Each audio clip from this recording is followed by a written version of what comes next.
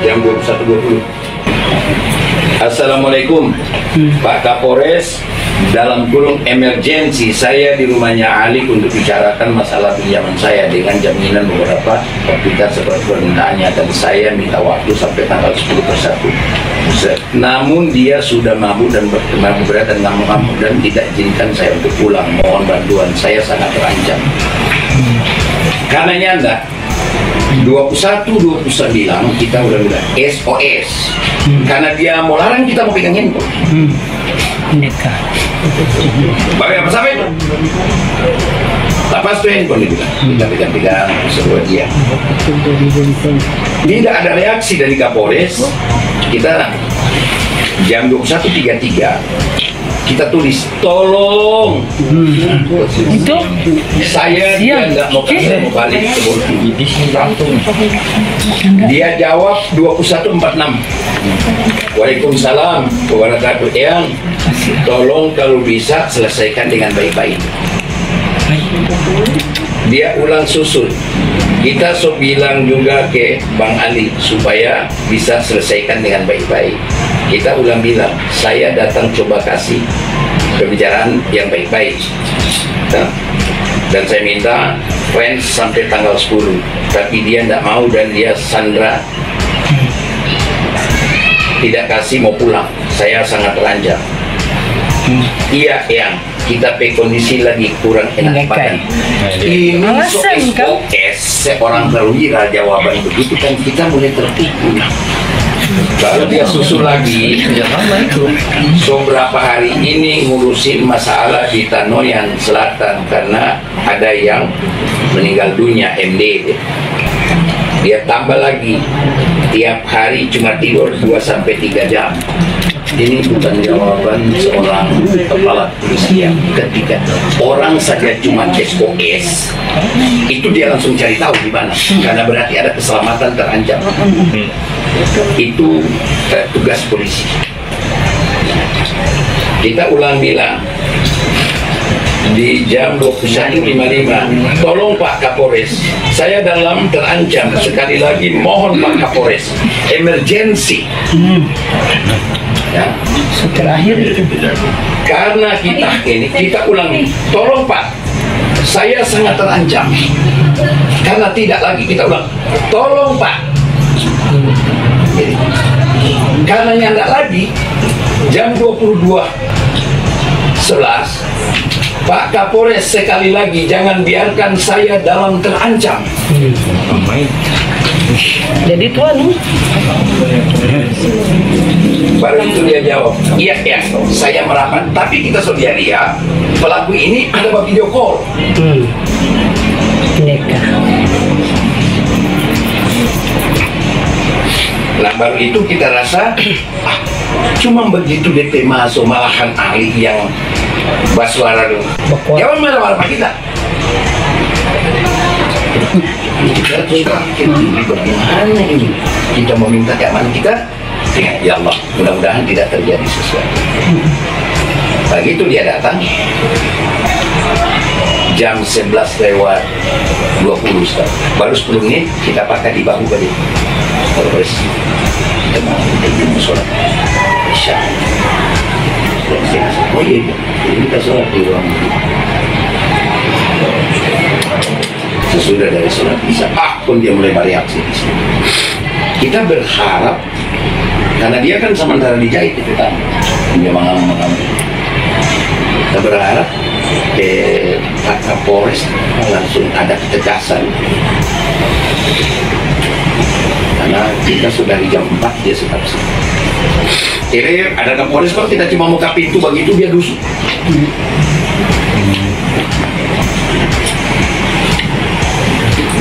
Jadi saya di awal cerita di mana itu? Yang dijemput.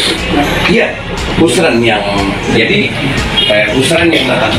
Saya kebetulan waktu itu ada di Makassar, begitu di ruangan saya di telepon Pusran. Sebenarnya dia tanya memang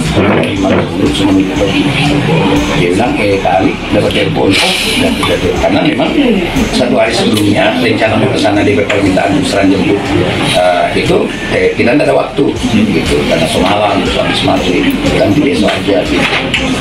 Kita telepon, dia tanya, dari mana? Kita bilang, kita dari arah Matabulu, semua menuju Tauhid. Jam berapa di sini kira-kira? Kita bilang, insya Allah jam 4. Tapi di jalan kita kaget, ada oto Triton merah. Ya. Nanti kita berhenti, kita lihat siapa Pusran sudah ada. Oto hitam itu, kita berhenti di jembatan Prorejo, itu jembatan bersama data. Kita bel. Sekarang di mana anak sudah tinggal? Dia bilang, oh iya ada mogok oto. Itu yang di Masjid Prorejo gitu. Oh iya kan? Kita pergi jalan, kita lihat oto jalan. Dia ikut ke kanan. Kita mulai rasa berarti dia suruh buntut, dia buntut tiba kita ini. Kita berhenti di masjid, dia berhenti juga jarak yang sama. Kita buka pintu, kita cuma lihat ada beberapa orang di dalam, kita masuk, kita sholat di masjid, so tidak sunnah, dan dia langsung kita sholat asar. Sesudah itu, kita bergerak dong ikut. Waktu so masuk foto bangun, kita telepon Pusran. Karena di mana? Dia bilang sudah so menyusun. Siapa ini oto merah? Oh, alik ke orang. Ya kok kita dibuntuti?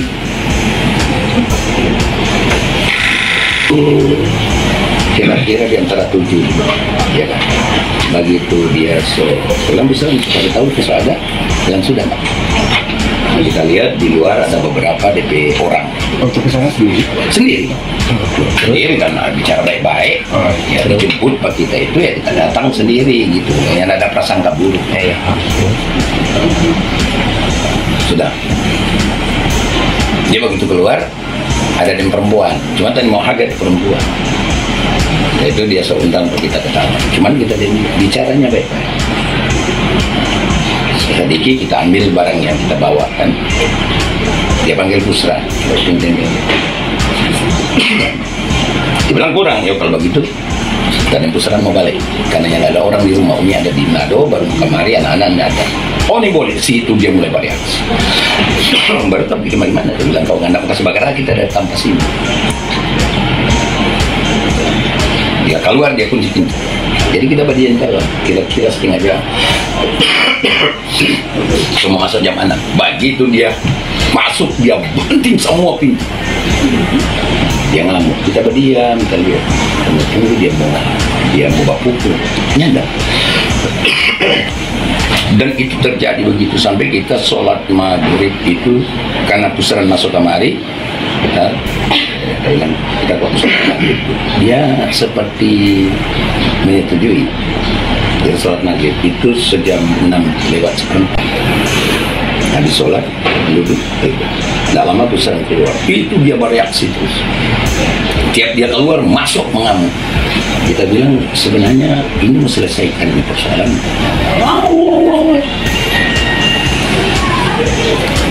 Jam 8 kita mulai rasa enggak. Jam 8 kita mulai rasa enggak aman. Makanya enggak lama kita coba minta bantu pihak Kapolres. Tapi agak lama Kapolres respon.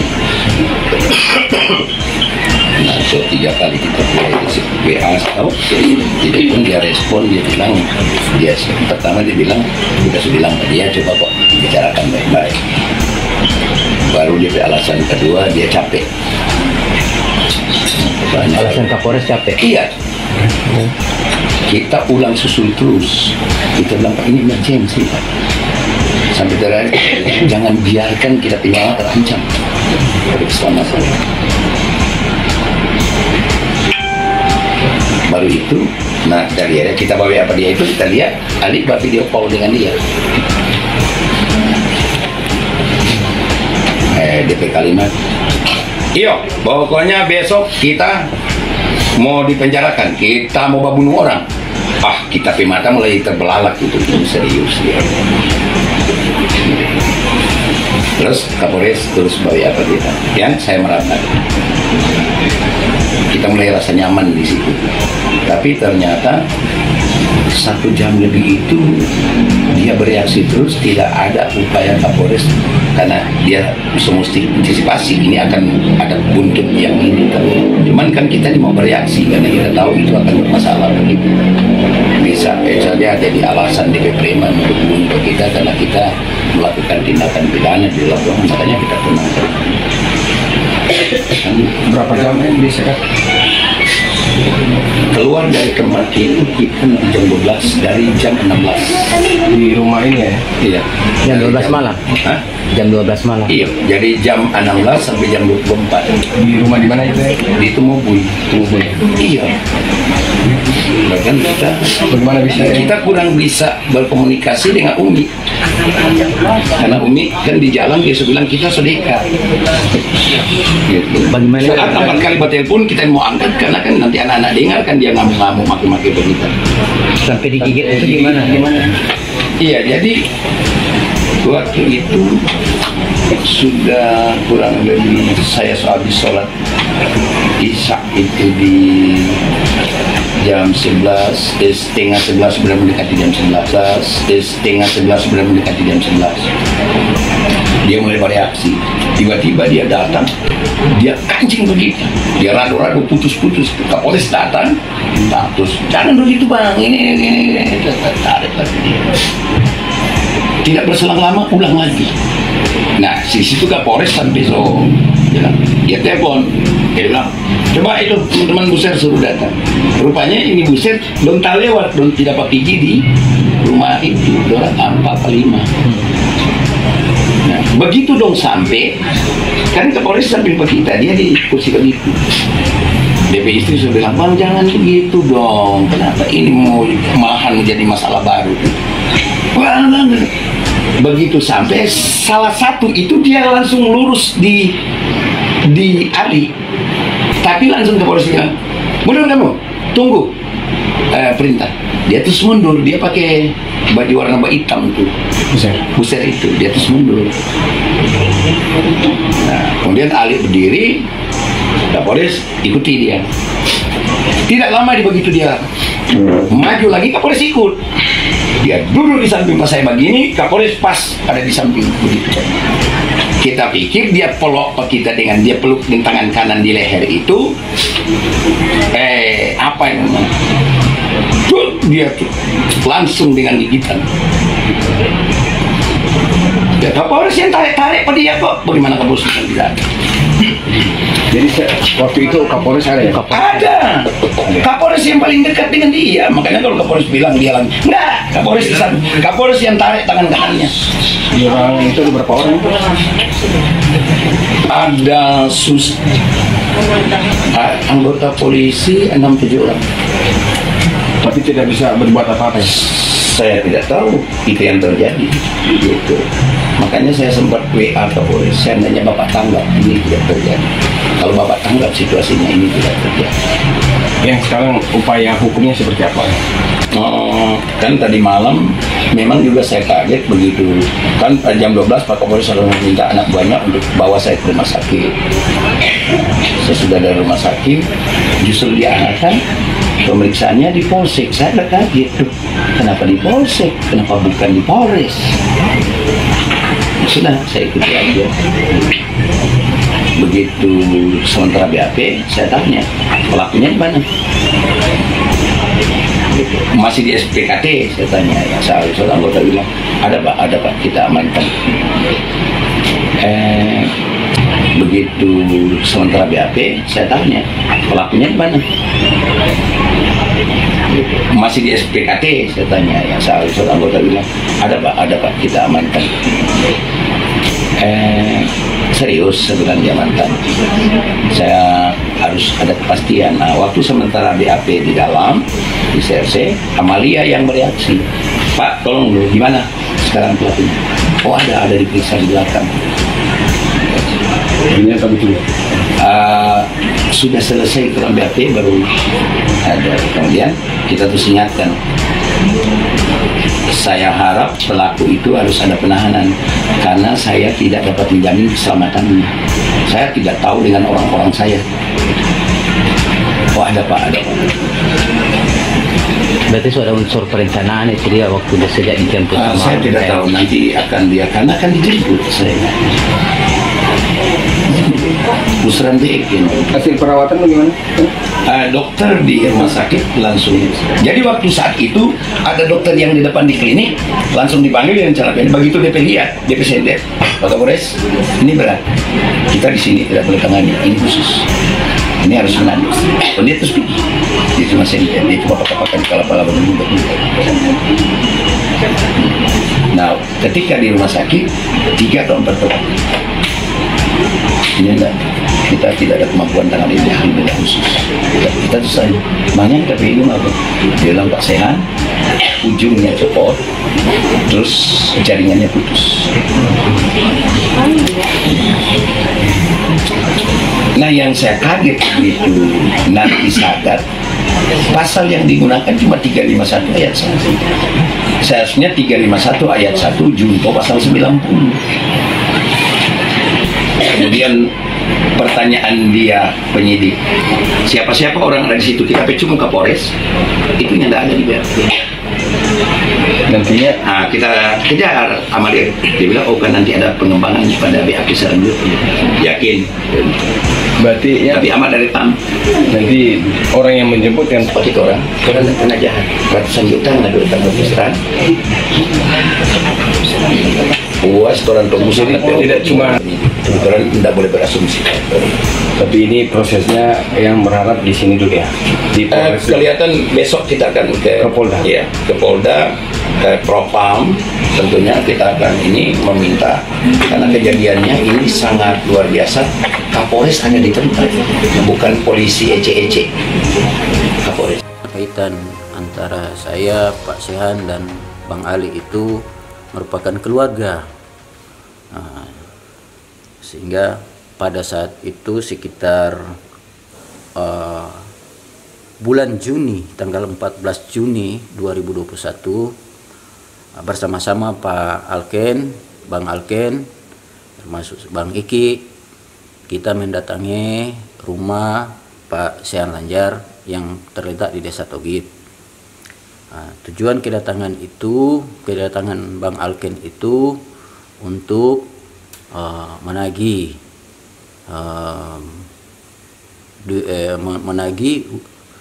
utang sebesar 3,5 miliar. Pada saat itu pertemuan antara Bang Alken dan Pak Sehan, Bang Alken sampaikan dari total 3,5 miliar, 1 miliar Bang Alken sudah tidak minta lagi, kasih ikhlas. Nah, berarti sisa daripada itu 3,5 itu berarti masih 2,5 miliar. Maka pada saat itu pula Pak Sehan Lanjar hanya bisa menyiapkan uang 300 juta. Nah, maka sisa 2,2 miliar. Nah, ketika itu Bang Iki komunikasi dengan Bang Alken, Pak Alken, akhirnya sisa 2,2 miliar itu tinggal 2 miliar. Yang 200 jutanya didiskonkan, diberikan secara ikhlas kepada Bapak Sehan Lanjar. Maka sisa dari itu total 2 miliar yang masih harus dikembalikan oleh Pak Sehan Lanjar. Nah, ketika pembicaraan itu sudah final, maka dibuatlah kwitansi. Proses waktu berjalan ketika terjadi kesepakatan tadi di atas meterai 10.000 yang didatangani langsung oleh Pak Sehan Salim Lanjar. Di saat selesai itu kami balik dari rumahnya Pak Sehan Lanjar. Waktu berjalan sampailah pada bulan Desember, sebagaimana perjanjian yang tertuang dalam kwitansi yang ditandatangani secara sah oleh Bapak Sehan Lanjar di atas meterai 10.000. Nah, pada tanggal 12 Desember,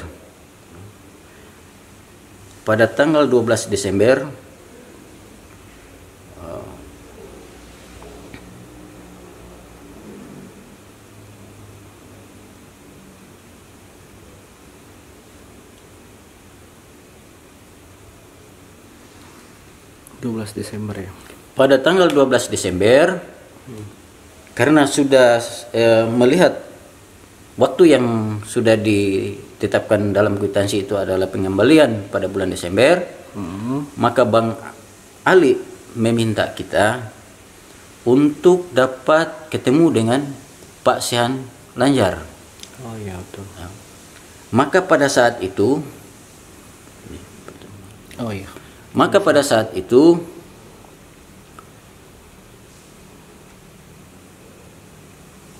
ini ketemunya tanggal berapa? 12 Desember. Oh iya, 12 Desember ya. Oke. Maka pada saat itu dengan permintaan Bang Ali, saya berusaha ketemu dengan Pak Sehan di rumahnya. Itu gitu. Sudah ketemu dengan Bang Sehan, saya langsung laporkan kepada Bang Ali bahwa izin Kak, Ami Eyang bilang ndak mau lewat bulan ini, sesuai perjanjian Ami Eyang mau antar langsung. Oh iya. Mau antar langsung. Antar langsung. Ya. Nah, proses berjalan beberapa hari. Pada tanggal 21 Desember, Bang Ali juga meminta kita untuk kembali menemui Pak Sehan Lanjar di rumahnya. Maka kita berupaya juga untuk temui sama Bapak Sehan Lanjar di rumahnya. Ini tanggal 21 Desember ya, Pak ya. Itu kita pelaporan sama Bang Alken. Oh iya, terus di mana sesudah pertemuan pembicaraan dengan Pak Sehan Lanjar terkait dengan adanya permintaan Pak Alken untuk ketemu, saya langsung melaporkan malam itu juga bahwa izin Kak, anak buah Sobaku Dapa dengan Ami Eyang Pebale tadi. Ami Eyang sampaikan nyandak mau lewat Desember ini sesuai perjanjian. ya. Dan Ami Eyang sampaikan Ami yang mau antar langsung Pak Kakak. Ya. Dalam hal ini ke Alken. Alken. Kemudian pada tanggal 25 Desember. Ya. Kembali lagi pada tanggal 25 Desember.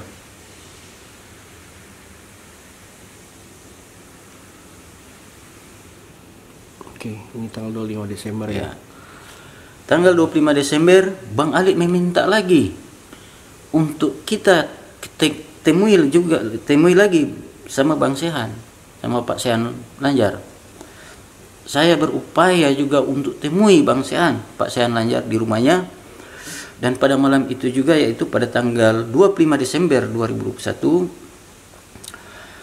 apa yang disampaikan oleh Bang Sehan, Pak Sehan Lanjar, saya sampaikan lagi ke Bang Alken. Mohon izin laporan Kak, anak buah Sobaku Dapa ulang dengan Ami Eyang. Iya. Menurut Ami Eyang, hari Selasa tanggal 28 Desember ini Ami Eyang yang mau pergi langsung baku Dapa dengan kakak di kota. Iya. Ini tanggal 25 Desember yang Oh, tadi. iya. Yang tadi ya.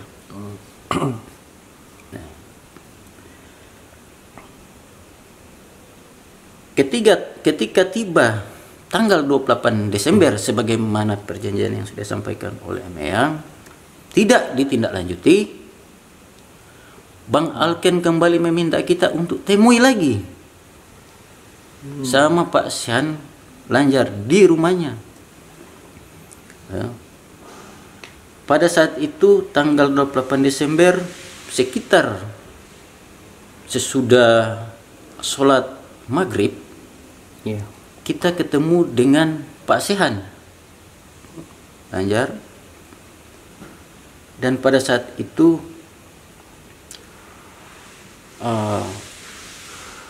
Pak Sehan Lanjar menyampaikan,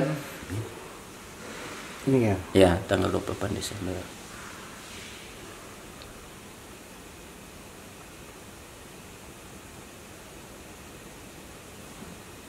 Ini tanggal 28 Desember ya, percakapan ini ya. Ya. Oke. Pada saat itu anak buah melaporkan masih di hadapan sama-sama Bang Sehan, bahwa di saat itu juga ada ibu istrinya Bang Sehan ada sama-sama bertiga di meja Di rumah yang di rumahnya Bang Sehan. Oh, Bang Sehan ya, iya. Sama di rumahnya Pak Sehan Lanjar. Nah, pada saat itu istri daripada juga Pak Sehan Lanjar, yaitu Ibu Nyonya Nursiwin Dunggio Lanjar Dunggio, menyampaikan bahwa Umi juga sampaikan, menurut istrinya, bahwa Umi juga sampaikan, Umi bilang panganapi aba, pergi ke sana baku dapa dengan Bang Ali di kota. Nah, di situ dalam pembicaraan itu saya sampaikan kepada Bang Alken bahwa menurut Pak Sehan, besok sesudah asar, Ya. dia mau ke sana Pak Kakak. Saya bagaimana ini isi? Oh iya. Yang tadi itu ya. Yang tadi ini ya. Yang tadi. Oh iya, oke. Ami Sehan sampaikan, dia bilang besok sesudah asar dia mau ke sana Pak Kakak. Iya, betul. Nah, tibalah tanggal 29. 9 ya. Jadi malam itu sesudah dengan Pak Sehan kita laporkan bahwa sesudah asar besok tanggal 29 itu beliau Pak Sehan Lanjar mau ke kota temui Bang Ali. Saya laporkan sama juga Bang Ali. Saya pulang ke Kota Mobagu. Malam itu juga Bang Ali minta nomornya Pak Sehan Lanjar. Nah, keesokan harinya karena perjanjian tanggal 29 sesudah asar beliau mau datang ke Kota Mobagu untuk ketemu dengan Bang Ali. Pagi itu saya balik ke Tutuyan. Pada sekitar jam 10 kita coba menghubungi Bang Sehan. Ya. Pak Sehan Lanjar melalui telepon untuk mau konfirmasi lagi menyangkut rencana beliau untuk datang ke ketemu dengan Pak Ali sesuai ya, apa yang beliau sampaikan bahwa beliau yang mau pergi besok sesudah asar itu. Iya. Pada saat ditelepon kondisi HP dalam luar jangkauan, tidak tersambung. Nah, beberapa jam kemudian ditelepon tersambung. Dan pada saat itu Bang Sehan sampaikan, Pak Sehan Salim Lanjar sampaikan bahwa dia dalam perjalanan posisi di Molobok dari Desa Matabulu. Beberapa menit kemudian saya susul karena Bang Alken telepon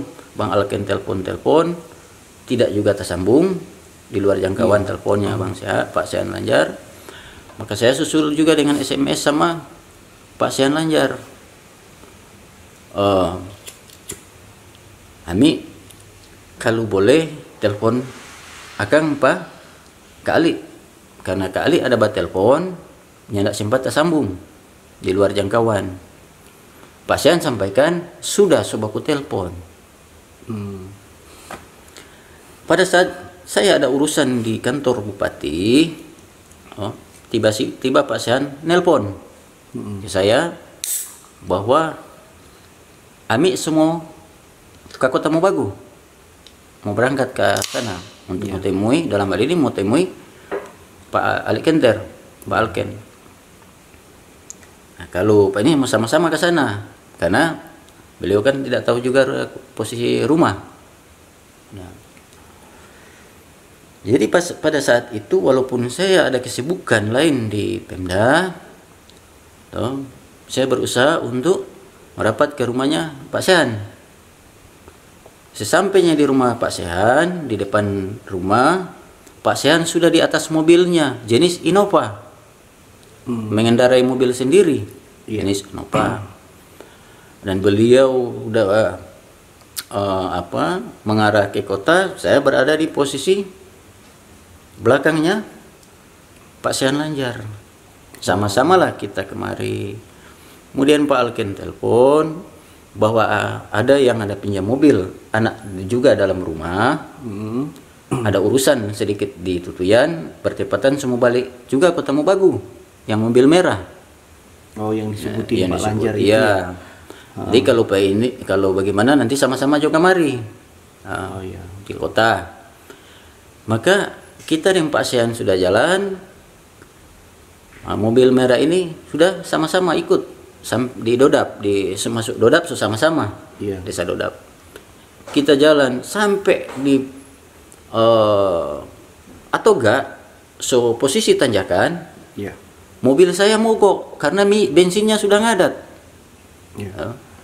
Maka memang benar-benar mogok. Tidak disengaja ya? Tidak, demi Allah, tidak mogok mobilnya ada. Karena posisi bensinnya kita itu sudah memang ngadat. Pada saat itu, karena mobil merah ini sama-sama juga mau pulang ke tempat yang sama, tujuan yang sama, maka mobil merah ini ikut di belakangnya Pak Sehan. Dengan tujuan, kalau duluan mereka sama-sama berdua sampai, nanti ada yang arahkan di mana Pak Sehan mau rumah. Cuma mungkin tidak dikoordinasikan dengan Pak Sehan. Sesudah kita paksakan mobil kita harus sampai di posisi di mana ada bensin, dalam perjalanan ini kita paksa sampai di pertigaan atau enggak samping kiri ada jual bensin. Pak Sehan telepon, saya sampaikan Pak Sehan, mobil kita mogok. Pak Sehan sampaikan, kita tanya Pak Sehan udah di mana? Ami di mana? Di jembatan Prorejo. Dan beliau sampaikan beliau mau ikut jalan baru untuk singgah sholat di masjid yang di Prorejo ujung. Saya bilang iya, nanti kita susul, kita isi bensin. Saya susul lah ke bawah. Ketika saya susul, pas mobil sudah keluar, sudah selesai sholat, sudah keluar, sudah jalan mobil di posisi pertigaan Jalan Baru keluar Bungkudai. Posisi mobil merah kita lambung, kita berada di kedua dari mobilnya Pak Sehan Lanjar. Tiba-tiba Pak Sehan Lanjar telepon, Dek, di mana? Saya sampaikan Pak Sehan sudah di belakangnya Ami, ada di belakangnya mobilnya Ami kita sekarang. Kita jalan sama-sama menuju Kota Mobagu. Ami sempat tanya, siapa mobil yang di belakang? Saya bilang mobil di rumah. Karena tujuan yang sama kan? Mobil di rumah. Masuk Moyag, Ami meminta kita untuk berada di posisi depan. Karena Ami tidak mengetahui rumah. Untuk mau ketemu dengan Bang Alken. Kita jalan ke bawah,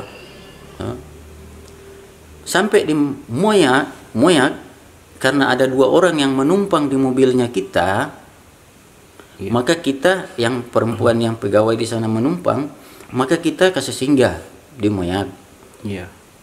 Baru kita lanjut jalan sampai ke rumahnya Pak Ali Kenter di Desa Tumubui, di Kelurahan Tumbuy. Sesampainya di sana, kita parkir mobil bersama-sama. Kita masuk sama-sama dengan Pak Sehan Lanjar dalam rumahnya Bang Ali. Tidak lama berselang, beberapa menit, Bang Ali keluar dari ruangan tamu dalam. Ketemulah mereka berdua, saling pegang tangan, saling merangkul. Karena mereka berdua ini saudara, kan? Saudara, bapak juga masih saudara. Saya juga saudara. Saling merangkul dan Bang Ali ajak Bang Sehan masuk ke dalam ruangan tamu.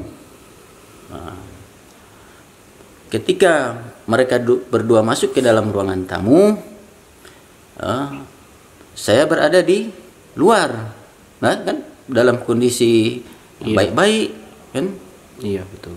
Nah, beberapa kemungkinan 1 jam kemudian, ya tidak kurang lebih, memasuki 1 jam kurang lebih, Pak Sehan Lanjar keluar menuju mobil, mengambil sebuah map.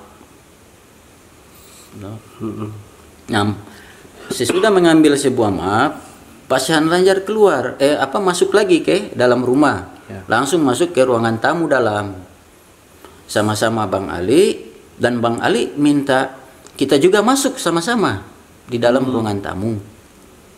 Nah, pada saat di dalam kita bertiga, Pak Sehan mengeluarkan 5 buah sertifikat yang ada di dalam map itu, 5 buah sertifikat dan 1 surat ukur desa tanah kebun. Dalam hal ini bahwa surat ini akan dijadikan jaminan. Oh iya betul. Nah, Bang Ali meminta kita untuk coba menghitung standar harga daripada surat-surat yang ada sesuai NJOP yang ada tertera sesuai alamat yang tertera dalam sertifikat itu. Ketika kita coba komunikasi dengan meminta bantu ke teman-teman yang memiliki kompetensi dalam hal ini menghitung dari NJOP, di mana komunikasi itu karena nilai NJOP itu hanya bisa menghitung tanah bukan bangunan, maka pada saat itu Bang Ali juga mengembalikan kepada Pak Sehan Lanjar, kira-kira menurut Pak Sehan, kira-kira menurut Ami, kalau menurut Ami kira-kira berapa nilai daripada surat yang ada ini, surat-surat yang ada ini. Nah, Pak Sehan sampaikan menurut perkiraan bahwa nilai daripada surat-surat yang ada ini totalnya 1,1 miliar. 1,1 miliar. Nah, pada saat itu di samping membicarakan menyangkut nih jaminan, tiba-tiba sudah pukul 6, Pak Ali Kenter bertanya, menyampaikan bahwa Ami Eyang maghrib belum sambayang. Sambayang dulu Ami Eyang. Ami Eyang mau sambayang. Oh iya. Ami Eyang sampai iya. Ami Eyang masuklah ke dalam kamarnya Bang Alken untuk ambil air wudhu. Saya keluar ambil sejadah yang ada di mobilnya kita. Pak Kapolres itu belum datang ya? Belum ya. Nah, saya kasih sajadah sama sama Pak Sehan, dan Pak Sehan melaksanakan sholat maghrib di kamarnya Bang Alken. Tapi suasana waktu itu gimana? Belum, masih biasa. Masih biasa ya? Nah, pada saat itu sesudah sholat kembali membicarakan menyangkut nilai daripada sertifikat yang ada. Nah, sambil bercanda karena ini bersaudara. Saling baku menunjukkan ini apa namanya ini jenggot tuh. Bercanda, saling berpelukan, merangkul, kan saudara gitu. Nah, berjalan waktu kurang lebih sekitar 7:30. Bang Alken sampaikan kemungkinan kesiang Ami belum makan, Ami Sehan belum makan. Maka pada saat itu kita bilang, Bang Ali sampaikan kalau boleh cari makanan sama Bang Sehan dan kita orang sama-sama mau makan. Maka pada saat itu karena perintah sudah di Pak ini, karena Ami Sehan belum makan, kita berupaya untuk keluar untuk mau beli makanan. Saya ke 2 jalur pesan makanan ikan bakar karena yang pesan makanan ikan bakar di depan PLN sana. Saya pesan 4 bungkus makanan. Di samping karena masih dalam proses, masih pembakaran ini ikan bakar, kita lari ke Indomaret untuk mencari susunya susu anaknya saya. Sesudah dari Indomaret kita balik ke rumah makan untuk menjemput makanan ini. Karena masih dalam proses, saya masih menunggu. Sesudah ada makanan, saya bawa ke rumah di mana Bang Sehan dan Bang Angle ada. Setibanya di rumah, ada teman-teman yang di depan, di teras. Kita sampaikan bahwa ini makanan, tolong antarkan ke dalam. Oh, ada berapa orang di teras itu? Ada sekitar 2 orang. 2 orang. Nah, itu orang dalam rumah. Oh, orang dalam rumah. Yang tadi juga termasuk juga yang ada mobil, sama-sama di mobil merah itu. Oh, gitu. Iya. Berarti yang ngikutin itu anak ya? Dalam rumah. Oh, iya. Nah, Okay. Ketika kita kasih singgah makanan, tolong antarkan ke dalam karena kita masih mau ke rumah, mau antar ini susu adik ini. Karena Maitua menunggu. Yeah. Di rumah. Saya lari ke rumah untuk antar susu. Sampai di rumah, kita makan sedikit, baru kita balik lagi ke Tumubui. Sesampainya kita di Tumubui, saya melihat sudah banyak orang di situ. Sudah banyak orang. Termasuk kita tanya sama teman-teman yang ada di situ, bahwa mereka sampaikan anggota yang sudah ada anggota. Ya, termasuk Bang Kapolres. Pak Kapolres sudah ada. Sudah datang. Ya, jam sudah berapa ada. itu, Pak? Sekitar jam 10 itu. Jam 10 ya. Sekitar itu. Kita tidak terlalu karena tidak perhatikan jam. Saya tanya siapa yang rupa sudah ada anggota, siapa yang dalam? Nah, teman sampaikan sudah ada Pak Kapolres juga dalam. Oh iya, saya sampai oh iya. Jadi saya duduk di teras dengan teman. Tidak lama berselang Pak Kapolres keluar, nelpon. Nelpon, saya duduk dengan teman cerita-cerita. Nah, sesudah itu berjalan. Beberapa menit kemudian terdengar ribut di dalam ruangan tamu. Nah, kita masuk ke dalam ruangan yang di depan ruangan tamu. Coba melihat apa yang terjadi. Iya, betul. Keributan itu. Tapi saya sudah belum masuk ke dalam. Itu karena sudah banyak orang di dalam. Iya. Sudah banyak orang di dalam. Nah, kita duduk di ruangan luar untuk sembari melihat situasi, kondisi. Nah, suasana sudah reda. Nah, beberapa menit kemudian saudaraku Gito keluar dari ruangan, memanggil kita untuk masuk ke dalam ruangan tamu. Dengan tujuan untuk menulis surat perjanjian jaminan sertifikat. Sesudah kejadian itu saya masuk, saya melihat sepintas, saya lihat Bang Sehan udah pegang hidungnya, ada menutup hidungnya. Iya. Ada yang sepintas saya lihat itu ada Bang Alken di dalam, ada juga Bang Gito dengan Bang Luki yang anak-anak dalam rumah, dan udah banyak orang di dalam.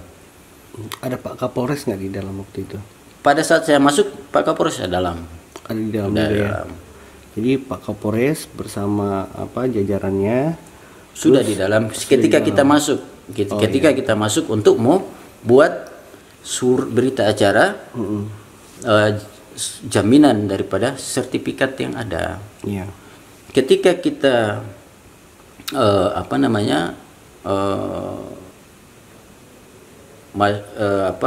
masuk, saya melihat sepintas itu, saya melihat sama Bang Sehan itu ada tutup hidungnya. Iya.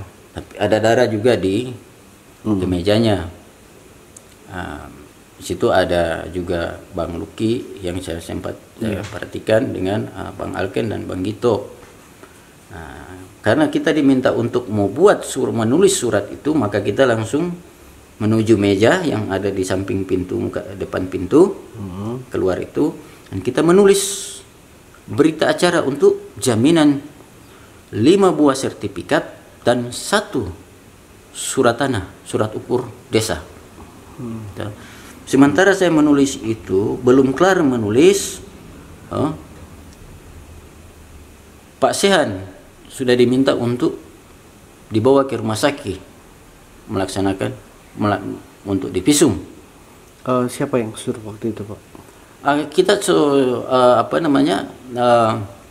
pada saat itu karena kita ada perhatikan di menulis, sehingga hanya terdengar semua dibawa ke rumah sakit untuk divisum. Ya, kita sementara menulis surat itu untuk surat jaminan berita acara jaminan beberapa buah sertifikat dan 1 surat ukur tanah desa. Iya. Namun sebelum selesai ini membuat ini, pasien sudah dibawa ke rumah sakit. Sama siapa, Pak? Sama anggota. Sehingga berita acara yang dibuat itu, yang ditulis itu tidak sempat ditandatangani oleh Pak Sehan Lanjar. Nah, Pak Sehan dibawalah ke rumah sakit, dan sementara Pak Alken beberapa menit sesudah Pak Sehan dibawa ke rumah sakit untuk divisum, Pak Alken dibawa juga ke selektif Polsek Kota Mobagu. Ya. Nah, saya sendiri nanti mengetahui kenapa, ada apa dengan Pak Sehan itu. Itu nanti sekitar jam 3:30 persiang. 3:30 ya. Itu saya tanya sama Bang Alken, Pak Alken di selektif. Ada apa tadi? Iya betul. Ada apa tadi? Ada apa yang tadi itu? Bang Alken bilang, itu kita merangkul, saling merangkul. Kita dapat gigi akang, beliau hidung. Jadi pasca kejadian itu memang saya ada berada di teras, saya ada di dalam. Sehingga kita harus tanya sama Bang Alken juga di saat itu, ketika diselektif, ada apa dengan dengan Ami Eyang? Iya.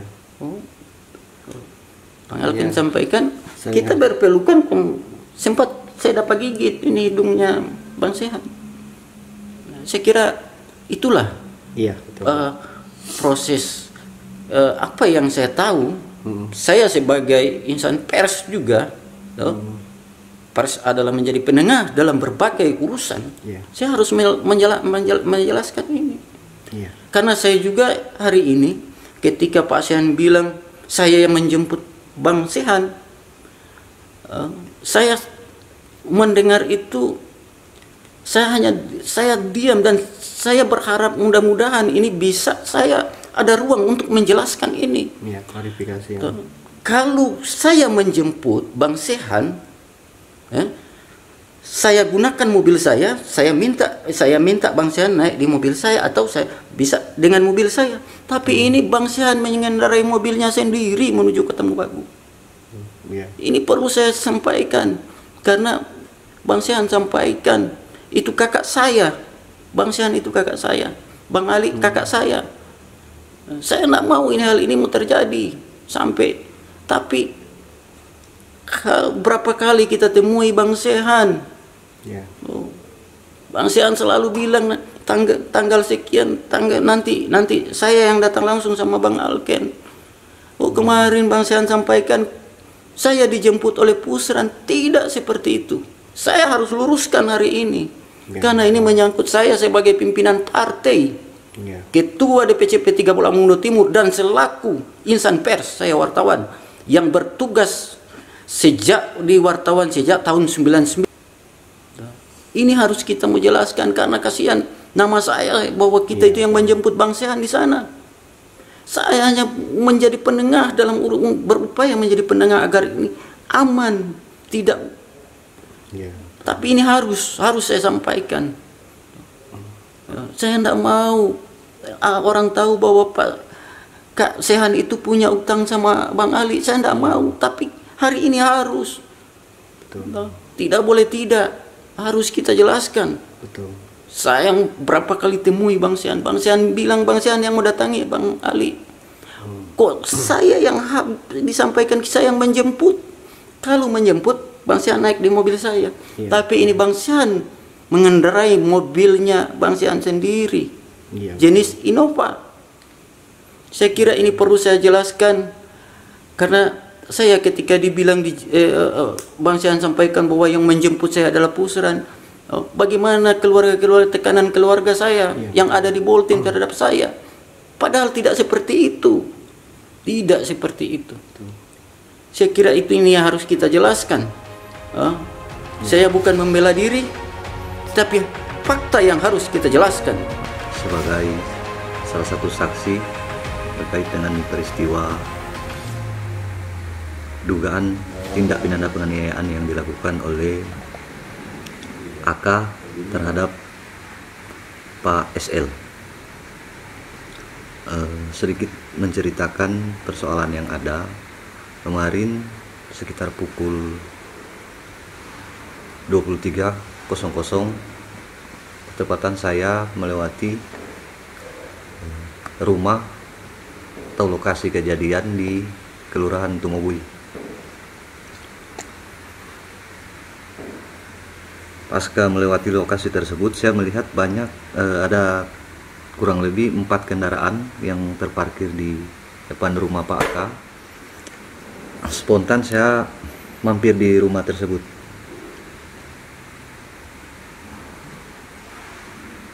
Setelah sampai di rumah, tiba-tiba saya melihat ada Pak SL, Pak AK, istrinya Pak AK sama Pak Kapolres. Saya spontan langsung masuk di ruangan. Sekilas mendengarkan bahwa Pak AK menagih utang terhadap Pak SL. Di situ juga ada Pak Kapolres. Tiba-tiba Pak Kapolres langsung menyampaikan terhadap kedua belah pihak bahwa persoalan ini sebaiknya diselesaikan secara baik-baik. Mungkin karena emosi, Pak AK menyampaikan dengan menggunakan dialek Manado bahwa kasih pulang kita pe doi, karena itu doi kita pe anak mau pakai berobat di Singapura, tapi karena ini musim pandemi jadi sehingga tertunda dan sambil menunggu uang yang dipinjam oleh Pak Sehan. Sekilas info yang ada, tiba-tiba Pak Kapolres berdiri keluar dari ruangan karena situasi sudah kelihatan tidak kondusif, memanggil anggota Resmob Polres Kota Mobagu untuk melihat langsung atau menjaga langsung situasi yang ada. Di situ tiba-tiba pas Pak Kapolres berdiri keluar di pintu, sudah terjadi peristiwa yang tadi itu, penggigitan. Ya mungkin cuma itu. Kalau di situ ada nggak pengawal atau preman dari pihak AK? Kalau pengawal atau preman itu tidak ada. Yang ada itu hanya penjaga rumah dari Pak AK. Saya mampir di situ juga karena saya biasa antara dengan Pak AK ini teman. Nah, dengan melihat ada 4 mobil yang terparkir, ya saya mampir. Oh ini sudah kenapa banyak orang? Bisa nggak gambarkan situasi kondisi pada saat itu gitu? Seperti apa sih?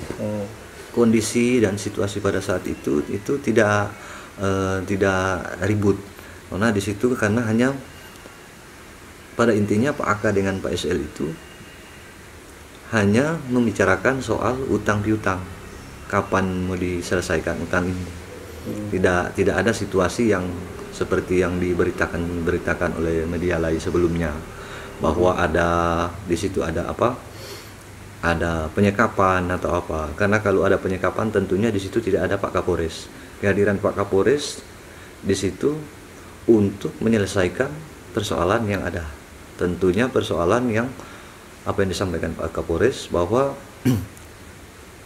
masalah utang piutang bicarakan baik-baik dan selesaikan secara baik-baik. Nah, apa benar pada saat itu Pak Kapolres membentak Pak Aka? Benar. Pak Kapolres membentak Pak Aka karena Pak Aka mungkin emosi, sehingga Pak Kapolres sempat membentak Pak Aka dan dengan bahasa duduk kamu diam, ngomongnya begitu agak keras. Terus benar nggak kalau misalnya Pak Kapolres itu beberapa kali memisahkan mereka berdua? Benar, kurang lebih yang saya ingat itu kalau tidak salah itu ada 2 kali Dipisahkan. Dipisahkan oleh Pak Kapolres karena Pak Aka mungkin sambil memukul dada menyampaikan bahwa kasih pulang kita pe doi sehan, di mana ngana pe hati doi itu kita pe anak mau pakai berobat ke Malaysia dengan dialek Manado. Menggunakan dialek Manado. Nah, tiba-tiba mungkin karena situasi udah agak panas, Pak Kapolres tiba-tiba berdiri dan memanggil anggota Resmob yang lain yang perdebatan pada saat itu belum ada di lokasi karena salah alamat. Mungkin yang anggota Resmob ini pikir lokasi itu ada di rumahnya Pak Aka yang di sini lihat. Ternyata lokasinya ada di Kelurahan Tumenggung. Kami akan menjelaskan sedikit kronologis terkait dengan permasalahan perkara tindak pidana penganiayaan yang dilakukan oleh saudara AK terhadap Pak SL yang terjadi pada hari Rabu malam sekira pukul 23.30 di rumah milik saudara AK di Kelurahan Tumoboy, Kecamatan Kota Mobagu Timur. Bahwa kami mendapat informasi sebelumnya dari Pak SL dan juga saudara AK bahwa yang bersangkutan mereka berdua sementara melakukan pertemuan yang membahas terkait dengan masalah utang piutang atau pinjam meminjam di antara keduanya. Namun penyampaiannya bahwa kami diminta untuk hadir ke sana. Nah, pada saat itu terus terang kami sementara berobat, kami datangkan dokter dari Polres Kota Mobagu untuk mengecek kesehatan kami karena beberapa hari sebelum kejadian tersebut kami terus terang fokus terhadap permasalahan pertikaian antar warga yang terjadi di Kecamatan Ulayan, Desa Tanoyan Selatan dan Desa Tungoy. Alhamdulillah semua berjalan dengan lancar. Proses rekonsiliasi terkait dengan permasalahan pertikaian antara dua desa tersebut sampai dengan pada hari Selasa pagi kami melakukan kegiatan briefing untuk beberapa tim yang akan naik ke lokasi yang dipermasalahkan terkait dengan tapal batas desa-desa tersebut. Semuanya berjalan lancar dan proses rekonsiliasi pertemuan itu semua berjalan lancar. Setelah selesai kegiatan dari situ, kami lanjutkan lagi dengan kegiatan dialog interaktif tentang keberagaman yang moderat di wilayah Kota Mobagu. Kemudian kami juga fokus terkait masalah program vaksinasi nasional yang kebetulan pada hari Selasa tanggal 28 itu secara live kita melaksanakan kegiatan vaksinasi secara serentak seluruh Indonesia yang mana dibuka langsung oleh Bapak Kapolri dan Kasum TNI di Jakarta. Nah, selanjutnya kami juga menerima kunjungan dari tim Waspop Lilin Samrat 2021 terkait dengan pelaksanaan operasi pengamanan perayaan Natal 2021 dan Tahun Baru 2022, di mana saat itu kami Polres Kota Mobagu menjadi tuan rumah pada saat rekan-rekan lain para Kapolres berangkat ke Manado untuk melaksanakan rangkaian serah terima jabatan di Polda, kami berada di wilayah atas perintah dari Bapak Kapolda untuk memantau situasi di Kecamatan Ulayan, Desa Tanoyan Selatan dan Tungoy. Termasuk juga kami menerima kunjungan dari tim WASOP. Kemudian selesai semua kegiatan pelaksanaan WASOP Lilin Samrat 2021, kami melepas rombongan dengan pengecekan pos pengamanan yang berada di Mongkonaik, perbatasan Kota Mobagu. Kami kembali ke Polres untuk rapat dengan perwira staf untuk melaksanakan kesiapan pelaksanaan pengamanan malam pergantian tahun dan tahun baru. Setelah itu kami kembali ke kediaman. Nah, di hari Rabu kami kembali ke kediaman itu, kami memanggil dokter untuk mengecek kondisi kesehatan kami yang menurut kami sudah betul-betul drop, dan kami butuh obat ataupun multivitamin berdasarkan hasil pemeriksaan kesehatan dari dokter dari Polres kami. Namun pada saat itu juga malam hari kami mendapat pesan dari Pak SL dan Saudara AK terkait dengan pertemuan mereka. Kami memang sempat membalas pesan dari Pak SL. Kami sampaikan tolong diselesaikan baik-baik permasalahan yang ada antara keduanya. Kemudian kami mempersiapkan perlengkapan untuk berangkat ke Manado karena besok harinya, hari Kamis tanggal 30 itu kami akan melaksanakan penandatanganan fakta integritas dan penyerahan DIPA Polres Kota Mobagu tahun 2022. Itu tidak bisa diwakili karena kami selaku kuasa pengguna anggaran di Polres Kota Mobagu harus hadir langsung untuk melakukan penandatanganan fakta integritas. Kami mempersiapkan segala sesuatu untuk berangkat ke Manado. Kemudian kami lihat lagi bahwa ternyata ada beberapa pesan yang sudah masuk di WhatsApp kami dari Pak Sehan ataupun juga dari Saudara AK. Nah, nadanya sudah sedikit mencemaskan. Akhirnya kami balas pesan tersebut bahwa kita merapat, bahwa maksudnya kami merapat ke lokasi tersebut. Nah, sebelum kami merapat, kami sudah menghubungi juga kepada Kasat Reskrim untuk menggeserkan personil Resmob ke rumahnya Saudara AK, tempat pertemuan antara Pak SL dengan Saudara AK. Namun kami mohon maaf lupa menyampaikan alamat rumahnya karena di Kota Mobagu Saudara AK memiliki rumah lebih dari satu. Yang dikenal atau yang diketahui oleh anggota kami ternyata rumah yang berada di daerah Kelurahan Sinindian, sehingga mereka menuju ke sana dan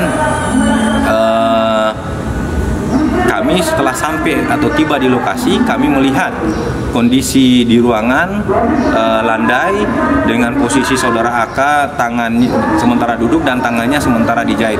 Kami mohon maaf tidak mengetahui akibat apa sehingga tangannya dijahit. Nah, belakangan baru kami tahu bahwa tangannya itu luka akibat terkena pecahan botol. Namun kondisi di lantai itu bersih, tidak ada bercak-bercak darah. Kemudian kami ambil posisi duduk di samping Pak SL dan kami berulang kali sampaikan kepada keduanya yang ataupun panggilan sapaan akrab kami kepada Pak SL dan juga AK, kami sampaikan juga, Bang Ali, tolong selesaikan permasalahan ini baik-baik. Berulang-ulang kali kami sampaikan itu, tolong selesaikan permasalahan ini baik-baik. Nah, dia Saudara AK memang sempat menanyakan kenapa Pak Kapolres marah sama kita, marah ke dia. Nah, terus terang kami memang pada saat terima telepon dari yang bersangkutan kami marah. Kenapa menyelesaikan permasalahan ini kok tidak bisa dengan baik-baik? Kenapa harus bersih tegang? Akhirnya sudah selesai kami berbicara, kebetulan kami sempat ke belakang untuk buang air kecil. Nah, pada saat kami kembali ke ruangan, kami melihat posisi tempat duduk kami sudah diduduki oleh saudara AK sambil memukul dadanya, kalau bahasa Manado paka-paka dada. Nah, seperti ini beliau menyampaikan bahwa Sehan kita pe anak pedoi, mana kita pe anak pedoi itu kita mau pakai for biaya berobat dia di Malaysia, belum bisa karena masih pandemi. Itu diulang-ulang terus, akhirnya kami tarik, kami pisahkan lagi karena kami lihat kondisi emosional dari saudara AK ini sudah lain, berbeda dengan pada saat tadi ada kami duduk, kemudian pada saat tangannya sementara dijahit itu berbeda, sudah ada peningkatan emosional yang kami lihat di situ. Kemudian kami sempat keluar untuk menanyakan mana tim respopnya, kok belum nongol, belum ada. Nah, pada saat kami keluar, kami masuk lagi, saudara AK sudah menempati posisi lagi di tempat duduk kami sambil memegang ikat pinggangnya Pak SL. Nah, akhirnya kami tarik lagi seperti tarik tambang. Nah, kami tarik dengan kekuatan penuh untuk pisahkan. Kami perintahkan pada saat di luar tadi, kami perintahkan untuk cari di mana, tanyakan di mana keberadaan tim Resmob. Kok dari tadi belum nyampe-nyampe? Rupanya mereka berada di rumah milik saudara AK yang di daerah Senindian. Kami bilang salah, suruh mereka kemari, bukan di Senindian. Akhirnya mereka datang ke lokasi. Nah, pada saat kami masuk itu, kami lihat yang saudara AK memegang ikat pinggang dari Pak SL. Kami pisahkan lagi. Ini untuk yang kedua kali kami pisahkan lagi. Terus kami duduk di situ sambil menunggu tim Resmob datang. Kemudian begitu kami dengar suara mereka datang di depan ruangan tersebut, kami keluar. Belum sampai keluar, baru tinggal 1-2 langkah dekat pintu. Karena kami jalan tentunya membelakangi Pak SL. Nah, disitulah kami mendengar suara aduh yang dikeluarkan oleh Pak SL. Kami langsung berbalik badan kami melihat ada kucuran darah dari hidung Pak SL. Pemikiran kami singkat pada saat itu adalah kemungkinan Pak SL ditumbuk atau dipukul oleh saudara AK. Makanya kami langsung mengucapkan mohon maaf, kami ucapkan astagfirullahaladzim. Kemudian kami hampiri Pak SL dan kami pisahkan. Kami tarik lagi tangannya, kami marah sama AK, marah semarah-marahnya, bahkan sampai dia ngoceh pun kami perintahkan, kami sampaikan diam Nana. Nah, itu yang kami lakukan dalam ruangan sambil kami teriak memanggil tim Respop untuk datang masuk dalam ruangan, membawa Pak SL ke Rumah Sakit Monompia untuk perobatan dan mintai visum. Terhadap saudara AK kami perintahkan tim yang ada untuk membawa ke Polsek Kota Mobagu karena pada saat itu ada juga Kapolsek Kota Mobagu. Jadi dibawa ke Polsek untuk proses selanjutnya. Jadi sekali lagi kami kesan pembiaran di mana yang dimaksudkan di sini, kami juga bingung di mana ada kesan pembiaran. Karena kami begitu datang langsung kami berusaha untuk melerai. Kami terus terang tidak mau mencampuri urusan utang piutang mereka, tidak mau mencampuri. Kalau memang itu mau diselesaikan silahkan. Kami menjaga jangan sampai terjadi hal yang lebih yang tidak diinginkan. Namun pada saat kami memanggil tim Resmob, itulah kejadian di mana saudara AK menggigit ujung hidung daripada Pak SL. Nah, bawa ke Rumah Sakit Monompia Pak SL, kemudian kita kembali ke Polsek untuk penerimaan laporan polisi. Kemudian kami juga yang meminta Kasat Kapolsek Kota Mobagu untuk menggunakan ruangan Pak Kapolsek untuk dilakukan pemeriksaan terhadap Pak SL. Nah, karena kami harus berangkat ke Manado, jadi kami pamit Pak SL, mohon maaf yang kami pamit izin karena kami harus berangkat ke Manado untuk kegiatan besok. Sampai dengan jam 5 kami yakini bahwa saudara AK itu sudah diamankan, sudah selesai pemeriksaan awal dan sudah diamankan masuk ke dalam sel Polsek Kota Mobagu. Akhirnya kami berangkat menuju ke Manado untuk mengikuti kegiatan. Jam 8:30 pagi atau jam 9 sudah dimulai acaranya di Ruang Tribrata Polda Sulawesi Utara. Nah, itu sekilas terkait dengan kejadian tindak pidana penghinaan yang dilakukan oleh saudara AK terhadap Pak SL. Kemudian ada pemberitaan juga yang beredar di media bahwa saudara AK ini adalah buronan. Nah, itu kemarin untuk diketahui bahwa sudah dirilis di Polda Sulawesi Utara bahwa tidak ada lembar DPO yang diterima dari Polda atau dikeluarkan Polda ataupun yang diterima dari Mabes Polri Bareskrim terkait dengan yang bersangkutan. Jadi tidak ada DPO terhadap yang bersangkutan, demikian.